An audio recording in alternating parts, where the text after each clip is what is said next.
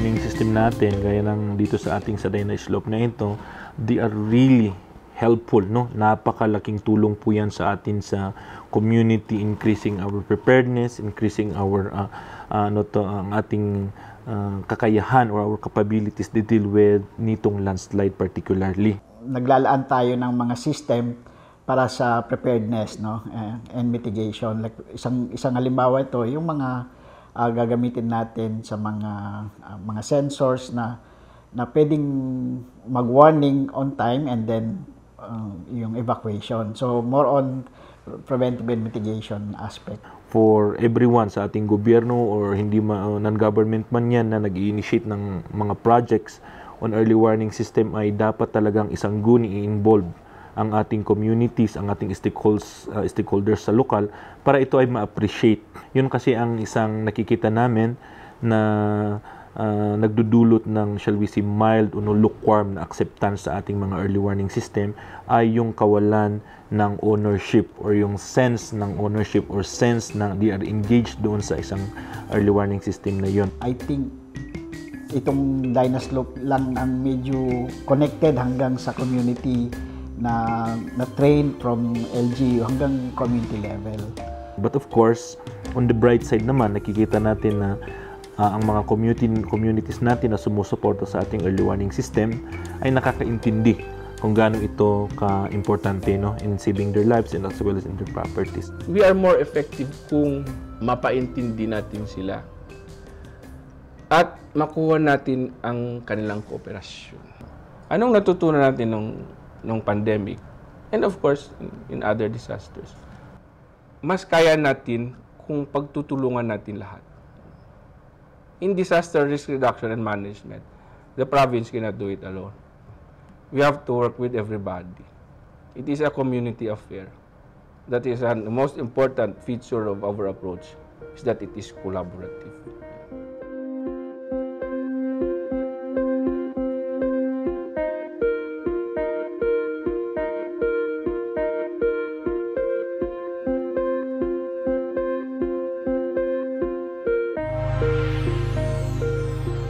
During our experience on the onslaught of Typhoon Paeng, when we received the information that Leon, particularly Barangay Marirong, is under alert level 1, so we ordered for a preemptive evacuation.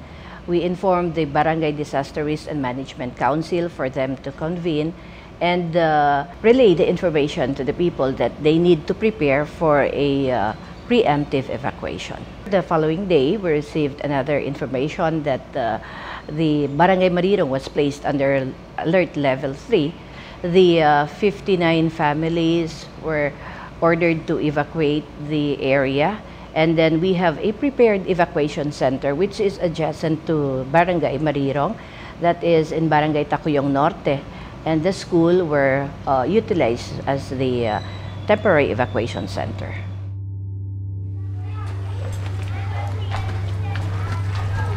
Dito po ma'am, yung sa HA room nila, yung mga boys, dito sila nag-evacuate. Yung mga lalaki at saka yung mga single or ibang walang mga pamilya. Pero iba yung mga binata din, so dito sila nagtutulog.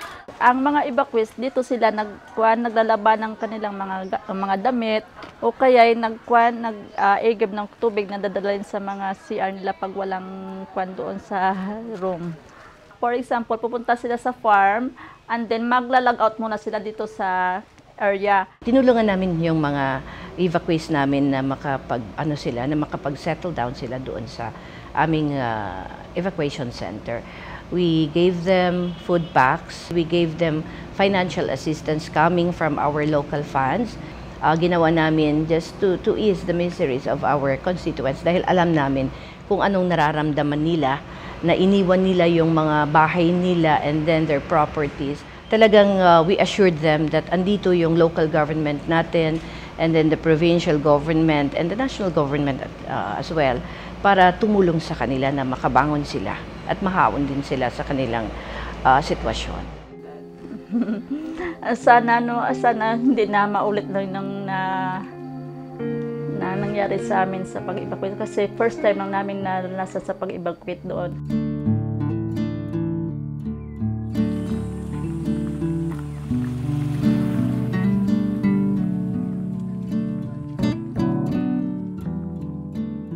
Dati bagyo di nga napigsa. Kabigatan na adamotan ti nakita mi nga nagkrak-krak iti area iti Purok 5. Gitaltalon limnek, da gitaltalon nagatimulmula nga pagpagay limnek da. Gapu ti dayta impakamumi iti city ti CDRRMO office. Kato may dabidisita na nga na nga lugar. Kat ni pa ipakamudamot iti paybox kat adamot imaidi nga nang kita kat namanda nga daya nga lugar kat may nga prone area. Iti landslide. Noon wala pang dynaslope, nararamdaman na namin na parang naglalandslide na at lumulubog. Unti-unti na kasing lumulubog yan.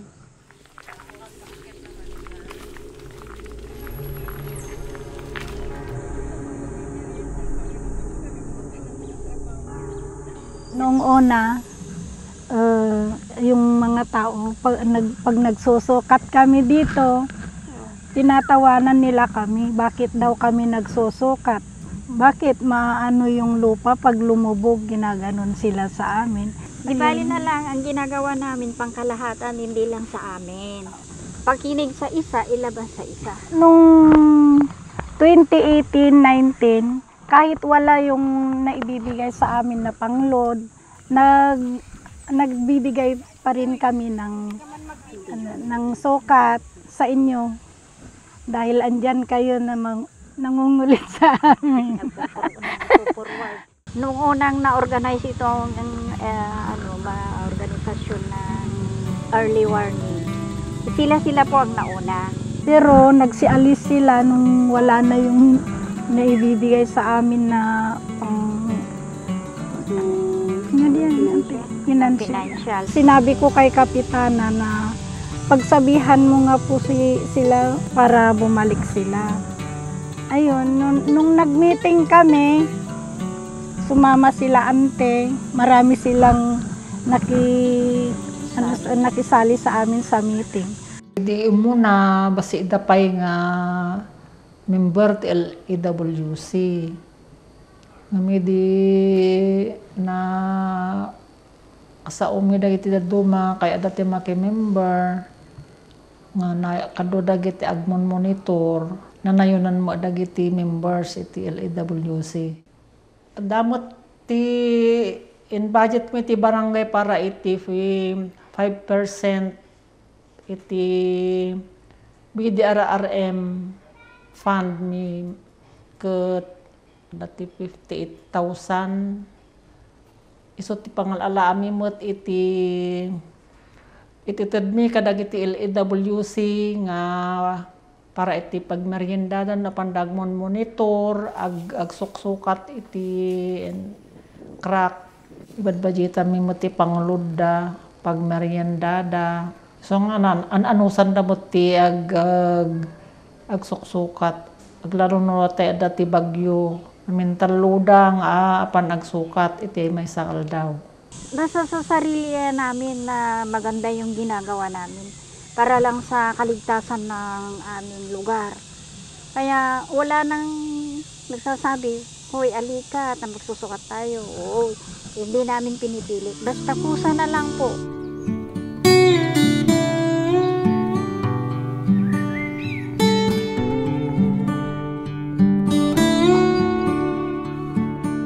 Naitagpo ito nung nagsimula na magkaroon po ng landslide dito sa aming lugar. 2011 po.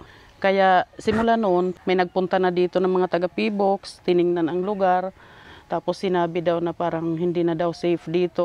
Doon nagsimula na mas maganda siguro kung merong maitatatag na ganito nga yung sa landslide early warning committee magkaroon. What we need to do is make the people part of this engagement. So, kung kasama sila, not just as stakeholders, no, but really the persons that are involved, they own it.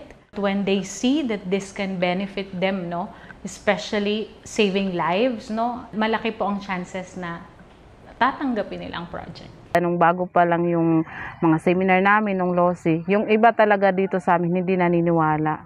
Tapos nung sa katagalan na, lalo na nakakapag-attend na sila ng mga seminar, pag halimbawa matagal na yung pag-ulan, sila na mismo yung nagtatanong sa amin, ano na yung sitwasyon ng lugar natin. Kumbaga nakikialam na sila, hindi tulad dati. From our weakness that we had very weak knowledge base, there was an improvement, not just in the knowledge base, but in the capacity of the people. So when it comes to responding, alam na nila. When it comes to preparedness, they also know. Malaki po ang naitutulong nito sa amin na mga ginawang trainings ng Dynaslope dito sa aming lugar kasi dyan po kami nagkaroon ng kaalaman, ng mga idea kung paanong magkaroon kami ng wastong pagtugon sa mga panganib. May mga ideya na kami kung ano ang dapat namin gagawin or ginagawa sa oras ng may mga ganyan, pag maulan or mag-landslide man or pagkatapos ng lindol, alam na po namin.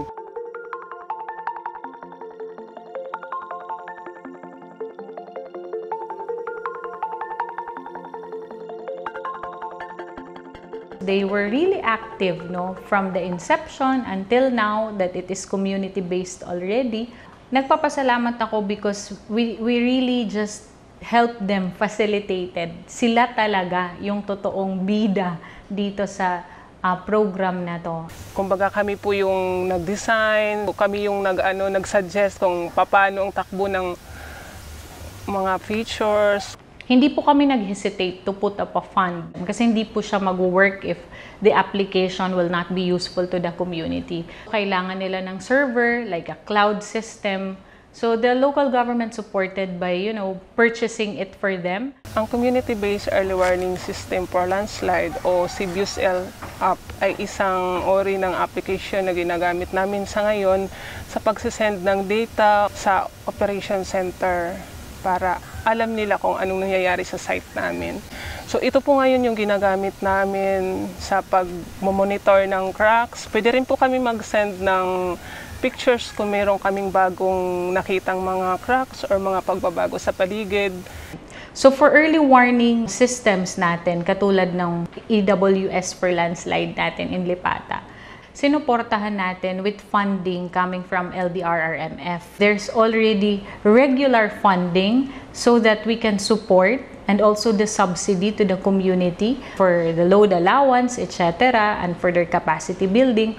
Nandun na po siya sa local development investment plans. I want to thank them and I want to tell them that ang local government ninyo ay nandito lang to support you every step of the way, whatever it takes to make our communities resilient. Institutionalizing means we have to pass ordinances so that no matter what happens, the systems are present so that we can ensure the sustainability of the project. Pakiramdam ko mahalaga talaga buhay kasi ng taong nakasalalay dito sa amin. At ako bilang LOSI chairman, nagpapasalamat ako sa Dynaslope na nagkaroon ng ganitong proyekto sa PBOX dahil malaki talaga ang naitutulong nito sa komunidad namin. Sa amin sa Paranas, we see the urgency to do this already. It will be too late if we prepare soon. We should do it now. Wala pang nangyayari, dapat may ginagawa na tayo.